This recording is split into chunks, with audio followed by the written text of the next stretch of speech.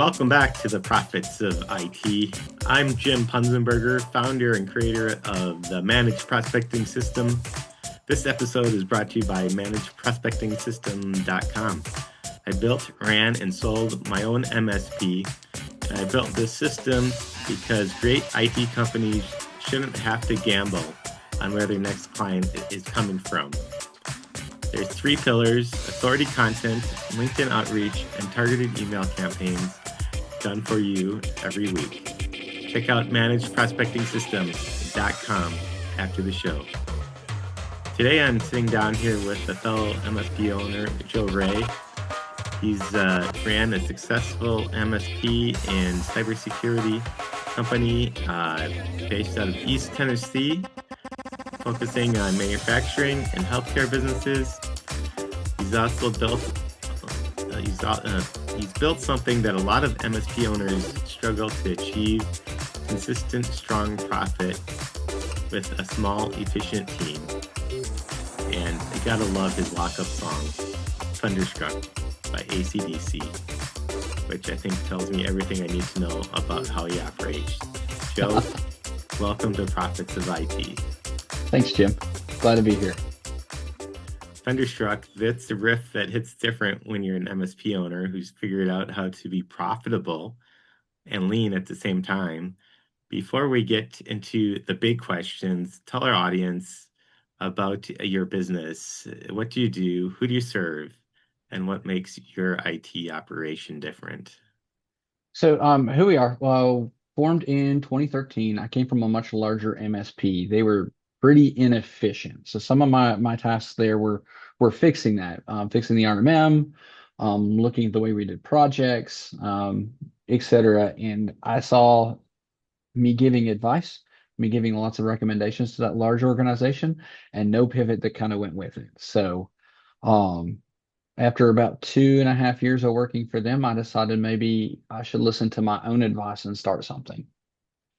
Who we typically service our customers here in East Tennessee, probably about a 4-hour range from Knoxville is where most of our clients end up being. A lot of them are based right in the Knoxville area.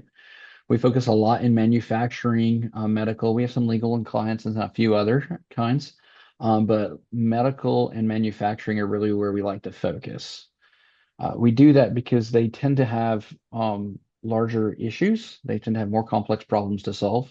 As you know, you get in a manufacturing space, ERPs have to be up because the entire organization runs on a timeline. A lot of our businesses, if we have a 20-minute delay during the day, it's inconvenient for them. It means Saturdays. It means Sundays. Their staffing having to come in to operate that stuff.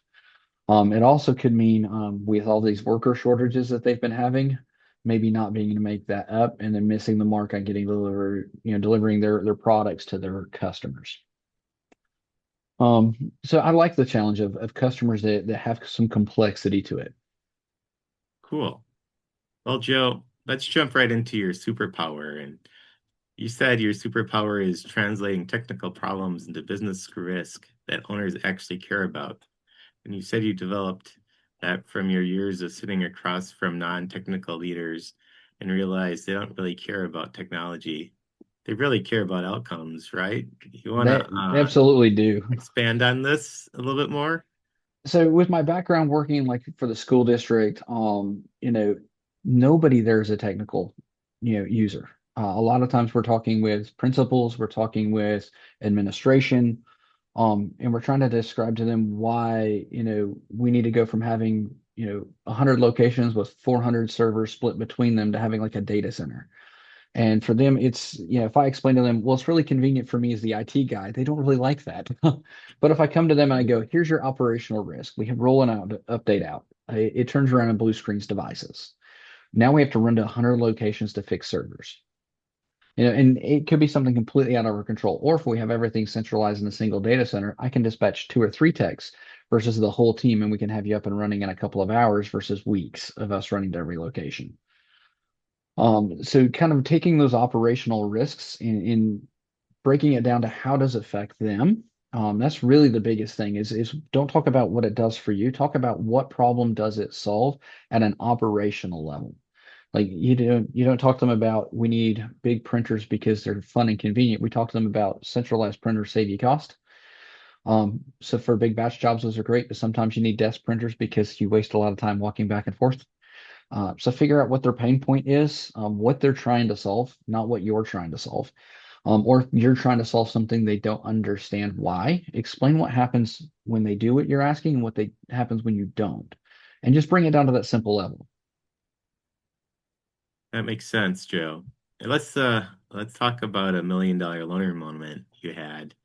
And you said one big mistake you made was holding sales back when the team was busy. And your lesson was that the sales engine drives the business, period. If you're too busy, raise your rates or drop your low performance clients. And then you did something I think is brilliant. You built some dashboards in your PSA to track client performance, not just team Yes, performance. I wanna correct. I wanna hear more about that. Can you talk me through that and what happened when you stopped So selling and how did you fill the gap? So the big thing with that was we joined a True Methods framework, True Method peer group, and we were learning about operational efficiency on our side. So through that, you've got to report on your numbers every single month to your peers to try and build a cadence around that. Well, I started thinking, well, those are really, really beneficial to me, but as we built out all these different service delivery areas, we're building out different dashboards for them. How is that affecting our clients? Now, a lot of our clients love it, but let me show them like the performance increases that we've been giving to them. So we use Autotask. We went into Autotask and kind of played around with some of their existing like management dashboards. And then we found like the service manager dashboard that kind of let me break out at a high level what our entire ticket performance looked like. Well, we kind of customized one of those to give it to us by client level, and we could turn around and print forms right off from that to kind of show what stuff is anonymized data. What we found was the customers that listened to us really, really well had a 70% reduction in their ticket requests.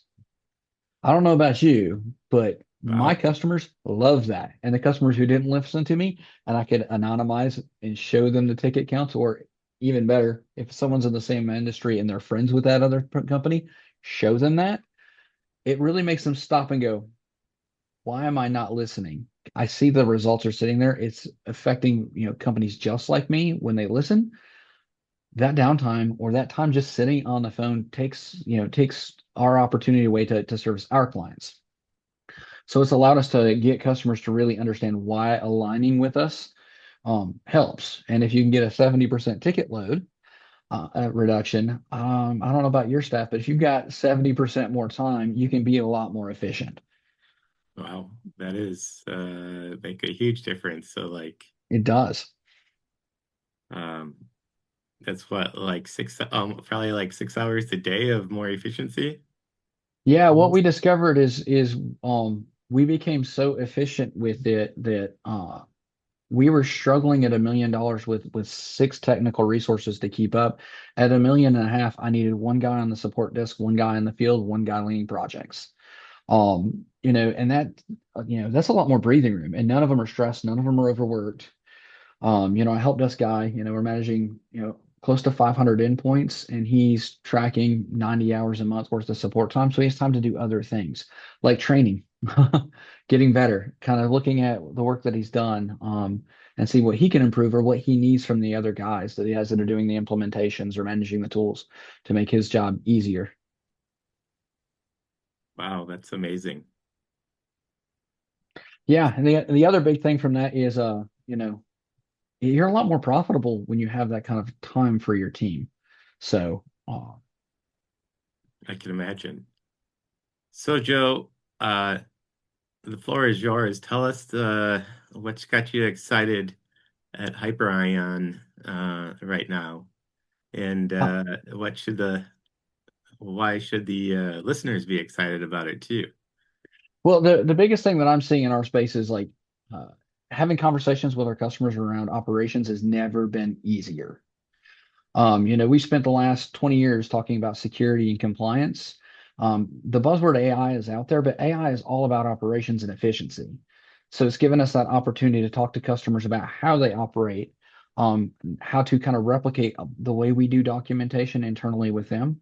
And customers get a lot more sticky when you go in there and you're helping them build operations manuals and you get to really learn their business versus us just coming in and doing break fix for them on a regular basis. So, Yeah, that makes sense. Is there any specific AI things or offerings around AI and automation and efficiency or operations, as I think you like to call it? The non us us techie peoples like to add complicated words when I guess you're just so great at simplifying it down to it's just operations what we're talking about, right? it is. I think one of our biggest wins with customers, we've had two things. One of them is we've connected AI to their call recording systems. What it's allowed our clients to do is you're sitting there with kind of their on-prem or in the cloud, just them AI. It reads all the logs, all the calls coming through, and tells your sales manager or your product managers or whatever kind of manager you have there what calls to go listen to. I'm in sales, I do IT. We've got a help desk. My guys might take 10, 15, 20 calls in a day. So how do I know which ones to go listen to coach them? This tool kind of notifies me of what I need to do, what calls to go listen to, and can also on the fly send them with a webhook Teams message telling the tech, hey, really good job on this call, or hey, here's a little tweak that might make that a little better for you next time. So just on the fly coaching with it as well. And it's, nothing that ends up being customer facing there. If it kind of goes off the rails, the guys can ignore it. Or, our clients, with them, they can also ignore it, but it gives them that a much more, an easier way to figure out what calls to listen to, because that's just part of the process. No matter if you're doing sales, if you're running a help desk, if you're in car sales, it's the same exact thing. Everybody needs to be able to know what calls to go listen to. The other big win that we got is with a customer that has been buying up some other companies like them. So in the manufacturing space, when you start doing that, you end up with vendors that you're buying products from two different companies. Your PO numbers might start matching, the invoice numbers might end up matching, and that can create havoc when you're trying to merge those in. This AI monitors the two boxes for all the vendor stuff coming in, tracks for invoices that match up, sees that the product numbers are there, checks the POs, because like ERPs, when they merge, like that takes time to do. But billing departments tend to get there a little quicker. So it kind of tells them what to go check and what the concerns are.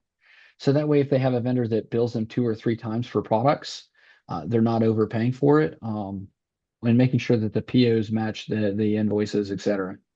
So it's made their life a lot simpler as they're buying up companies at a pretty quick pace. Operationally, it's made that an easier lift. It sounds like it. So, Joe, if somebody is interested in learning more about you guys or these, sounds like some really interesting and some helpful AI tools, what would be a good way of getting a hold of you? So if you hop on our website, hyperionnetworks.com, there's contact us forms there. Emailing me directly, joe@hyperionnetworks.com. Yep, right up here behind me. Oh, over here. Camera's flipped, sorry. Or following me on LinkedIn. That's probably the best place to do it. That's where I'm always putting out information on a pretty regular basis of what's going on, and any kind of upcoming webinars that we're doing. So check out your website or LinkedIn. We'll include that information in the show notes too. So check the show notes for that information. Well, Joe, it's been a pleasure having you on, and I love your enthusiasm and especially your taste for music. Thank you. I appreciate it. I've enjoyed this. Well, and until next time, I'm Jim Punzenberger, your host, creator of ManagedProspectingSystem.com. Don't forget to check out ManagedProspectingSystem.com and stay hydrated and caffeinated. Bye for now.